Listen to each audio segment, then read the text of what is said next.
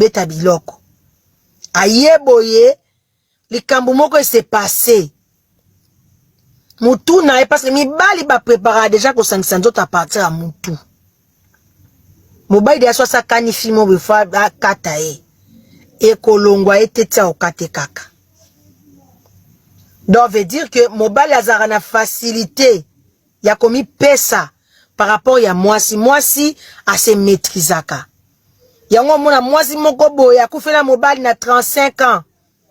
Azakaka aza veuve.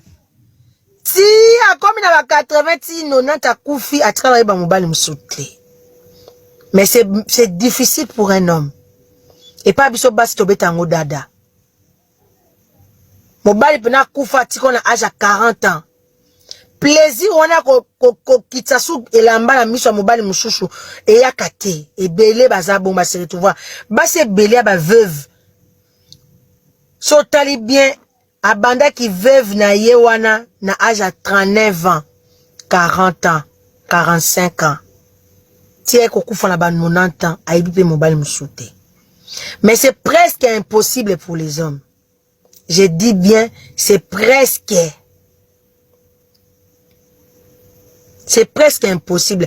Voilà pourquoi ton mobile a déjà vers yo. Comprendre combien il souffre intérieurement. Kema wane outie na mutu akangi. Surtout bosala ki 4 jours, 3 jours bosala kate.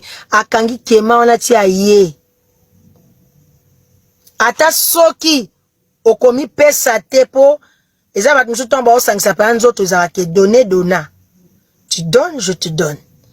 Mais quand tu sens qu'il y a un problème, même si yo ko sala na yo ba préliminaire te, c'est pelisa papa pour à se faire plaisir.